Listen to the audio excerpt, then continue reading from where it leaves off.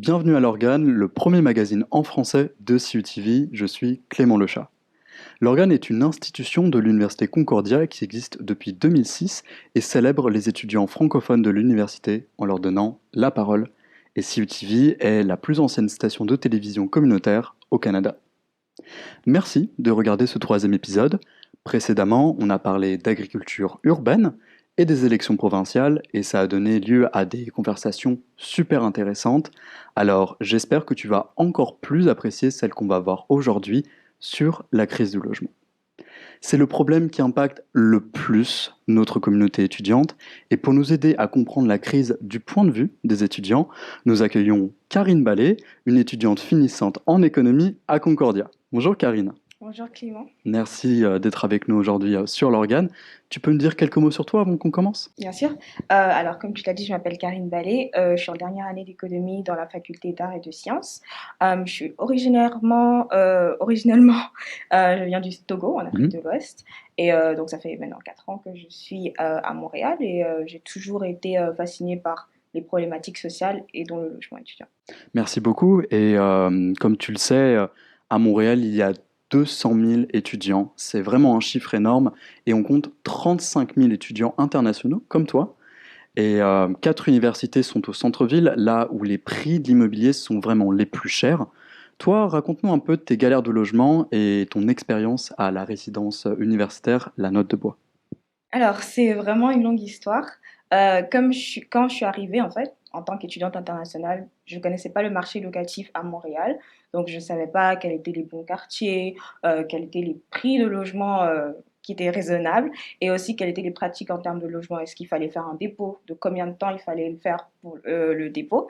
Et donc, du coup, à cause de ça, en fait, je me suis retrouvée dans des situations là où j'étais dans des logements qui étaient soit trop chers. Donc, par exemple, j'étais en résidence privée où je partageais une chambre avec quelqu'un et je payais environ 800 $ par mois pour partager une chambre avec quelqu'un.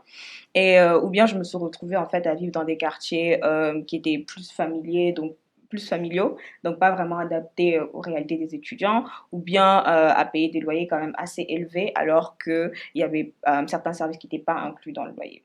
Donc, après ça, après avoir exploré dans le marché locatif de Montréal, je me suis retrouvée à la Note des Bois, qui est en fait un projet de notre association étudiante à Concordia pour les élèves au niveau de la licence. Et en fait, c'était un projet, l'objectif c'était de pouvoir permettre aux élèves d'avoir accès à un logement abordable. Et écoute, pour l'instant, ça se passe très bien. J'apprécie vraiment vivre là-bas et je me trouve dans un logement qui est quand même sécuritaire, adapté aux besoins des étudiants et qui rentre dans mon budget, ce qui est vraiment important pour moi. Tu t'es engagé auprès de l'UTIL, alors c'est l'unité de travail pour l'implantation du logement étudiant au sein du conseil d'administration de la résidence où tu vis, mais aussi au sein du CA d'UTIL lui-même. Tu peux nous expliquer d'abord qu'est-ce que c'est une coopérative étudiante et pourquoi tu as décidé de t'investir de cette façon?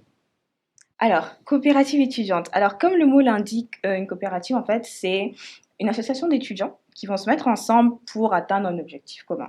Donc, c'est une entité légale. Et dans le cas de la Note des Bois, on a ce qu'on appelle une coopérative de solidarité, ce qui veut dire qu'on se met ensemble en tant qu'étudiants pour atteindre, en fait, pour être solidaires les uns envers les autres et atteindre des objectifs. Et dans le cas de la Note des Bois, l'objectif, c'est d'assurer une bonne cohésion, un bon espace de vie pour tout le monde auprès de la communauté. Donc, par exemple, on va organiser des événements pour des gens qui appartiennent à des communautés marginalisées pour leur permettre de se sentir bien dans leur milieu de vie. Si on a des gens qui ont des problèmes d'accès à la nourriture, au logement abordable, on va mettre en place des initiatives pour se soutenir. Donc, c'est ça, une coopérative de solidarité et plus précisément une coopérative étudiante. La raison pour laquelle je me suis impliquée au niveau de la CA, du CA, de l'UTIL et d'Anna Desbois, c'est parce que je pensais que c'était important de représenter les étudiants. Je pensais que en tant qu'étudiant, on a tendance à se sentir à être dans une situation là où on est défavorisé et en fait une situation d'infériorité par rapport à nos propriétaires. Alors que quand on appartient à une coopérative de solidarité et que quand tu t'impliques, tu deviens membre du conseil d'administration. Et donc le conseil d'administration, c'est quand même un statut qui a quand même du poids. Donc quand tu parles aux locataires, aux propriétaires plutôt, ils ont tendance à t'écouter. Et voilà pourquoi je trouvais que c'était important pour moi de m'engager. Et tu sais que sur le parc locatif montréalais, on trouve de ces résidences très haut standing, par exemple, et même dans le parc des universités. À la résidence de Concordia, le 1000 Doré, on paye quand même 1250 $ par mois pour une chambre.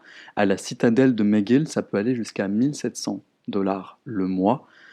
Et puis aussi, dans beaucoup de résidences universitaires, on doit souscrire à un meal plan qui est aussi, lui, très cher, à plusieurs milliers de dollars l'année. Et tout ça, c'est aussi plus emblématique d'une tendance à la corporatisation des universités qui fonctionnent comme des entreprises, qui nous donnent des services. Toi, Karine, est-ce que c'est quelque chose que tu as vécu aussi, cette différence entre ce que le marché peut offrir et toi, tes besoins d'étudiante? Alors, c'est très important ce que tu mentionnes et je vais juste revenir dessus un peu. Le problème du logement étudiant auprès des universités, c'est que le logement étudiant n'est pas subventionné par l'État. Du coup, pour les universités, en fait, elles sont obligées d'en faire un business model parce que sinon, c'est pas rentable pour elles, en fait, de s'en occuper. Ça leur coûte trop d'argent. Donc, en fait, on se retrouve avec des étudiants qui sont dans une situation démunie. Et je me retrouve vraiment dans ce que tu as dit parce que ma première année, j'étais dans une résidence privée à payer ce genre de loyer. Et je vois que maintenant, Concordia a passé un contrat avec Evo, la résidence là où j'habitais. Et du coup, c'est les mêmes loyers. Donc, oui, c'est un gros problème et je me retrouve vraiment dedans. Après, je me rappelle plus, c'était quoi la suite de ta question? Et est-ce que tu penses que c'est quelque chose qu'on retrouve beaucoup à Montréal, ce problème? Mais c'est sûr qu'on le retrouve énormément. Le problème, c'est quoi? C'est que les étudiants, on a besoin d'être proche de notre université. On a besoin de cette proximité parce que la plupart du temps, on passe tout notre temps ici, on travaille au centre-ville, on a besoin d'être proche de notre université. Donc, on se retrouve dans des situations là où on se sent obligé quelque part de payer extrêmement cher pour notre logement. Et voilà, on n'est pas forcément informé par rapport aux différentes possibilités, mais aussi en tant qu'étudiant, quand tu cherches un logement, des fois, on va te demander d'avoir une cote de crédit qui est quand même assez élevée. Donc, ça, tu as des barrières qui sont supplémentaires par rapport à une personne qui commence déjà à travailler ou bien qui a une famille qui est déjà établie. Donc, ces modèles de logement privé, en fait, facilitent l'accès au logement aux étudiants, mais c'est pas pour leur intérêt, en fait. C'est pas l'accès à un logement qui est abordable ou sécuritaire. Et en ce qui concerne l'université Concordia, elle a un plan d'action pour le développement durable dans lequel il n'y a pas de mention par rapport au logement et surtout au logement abordable. Selon toi, quelle doit être la responsabilité de nos universités pour nous donner accès à un logement abordable? Je pense que si les universités décident de ne pas prendre à cœur la problématique du logement étudiant, et ce que je veux dire par là, c'est décident de ne pas construire des logements abordables pour les étudiants, le minimum qu'elles devraient faire, c'est au moins s'inscrire en tant que lobby auprès du gouvernement et insister pour qu'on ait accès en tant qu'étudiant à plus de logements étudiants abordables. Et le problème qui se passe, qu'on retrouve en fait, c'est que les universités cherchent à accueillir des étudiants internationaux. Les universités cherchent à accueillir des étudiants qui viennent d'autres parties du Canada parce que ces personnes payent plus de frais. Mais en contrepartie, on ne leur permet pas d'avoir accès à un logement abordable. Et le problème qui se retrouve, c'est que en tant qu'étudiant, ben, on se retrouve à travailler beaucoup d'heures pour pouvoir payer notre loyer.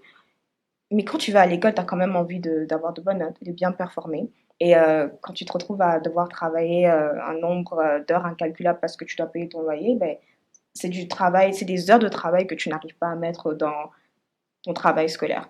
Et moi, je pense que ça impacte négativement la performance des universités d'un point de vue global.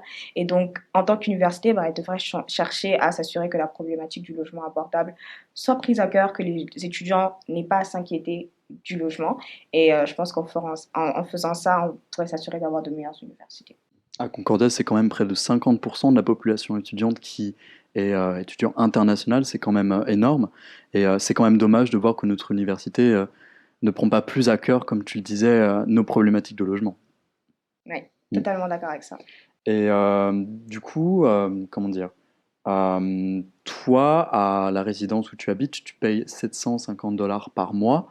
En comparaison, la plupart des étudiants, la moitié des étudiants à Montréal, payent 1 100 $ de loyer par mois et nous payons plus que la population générale. La population générale paye environ 900 $ par mois et les prix aussi de l'immobilier pour les étudiants augmentent plus rapidement que ceux de la population générale et ça nous impacte forcément parce qu'on est financièrement plus vulnérable. Il y a 71% des étudiants qui dépensent plus de 30% de tous leurs revenus dans le logement. Et cette barre, en fait, des 30%, c'est la limite au-delà de laquelle on considère que le logement n'est plus abordable. Toi, tu payes 750 $. Est-ce que c'est suffisamment abordable par rapport à ton budget? Heu, pour moi, oui. Mmh. Et il y a plusieurs raisons pour ça. C'est tout simplement parce que déjà je travaille. Mmh. Donc je travaille à temps partiel et l'été je travaille à temps plein, mais aussi j'ai le soutien de mes parents. Du coup, pour moi, c'est abordable. Et aussi je pense que la question d'abordabilité, c'est pas juste, d'un point de vue financier, mais c'est aussi, j'économise de l'argent en habitant proche de l'école, ce qui me permet, d'avoir de l'argent que je peux dépenser dans autre chose. Donc il y a ça, il y a aussi le cadre dans lequel j'habite qui participe à mon bien-être en tant que personne. Donc je dirais que pour moi, oui, c'est abordable. Mais je dirais que le plus important, c'est vraiment d'offrir une plénitude d'options, en fait, aux étudiants. Donc, oui, 750 $ c'est abordable pour moi, mais peut-être que pour d'autres personnes, ce serait, moins cher. On a des logements qui sont moins chers à la Note des Bois. Donc, le plus important, c'est vraiment de s'assurer que les étudiants ont le choix.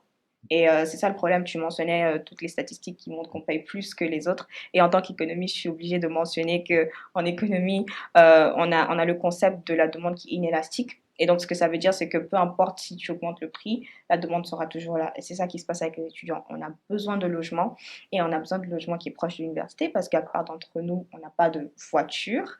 On est obligé d'avoir cette proximité de notre lieu d'études, donc on a besoin d'options. Merci beaucoup, Karine. C'était une discussion vraiment très éclairante. Mais pour finir, j'ai une dernière question pour conclure notre temps ensemble. Les coopératives étudiantes, elles ne sont pas nouvelles. Il y en a d'autres au Canada, mais la Note de Bois, c'est la seule coopérative d'utile. Pour leurs autres projets d'immobilier étudiant, ils n'ont pas continué dans cette voie. Est-ce que tu penses que ce modèle des coopératives est suffisamment attractif, ou en tout cas, pourquoi Utile n'a pas persévéré dans cette voie?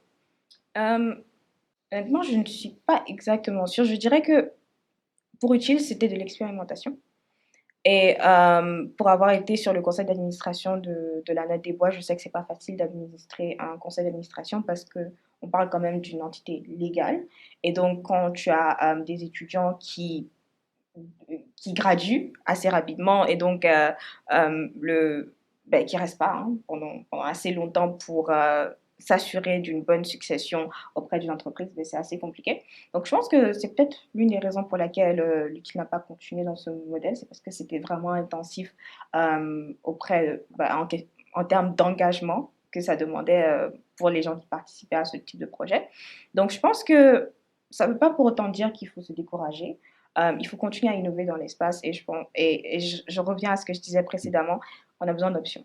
Donc que ce soit des coopératives d'étudiants, peut-être que ça a marché pour certaines structures, que ce soit juste des organisations de locataires, qui sont des étudiants mais qui n'ont pas forcément cette structure légale, hem, ça pourrait aussi marcher. Merci beaucoup, Karine. Karine Ballet est une étudiante finissante en économie à Concordia. Encore merci. Avec plaisir.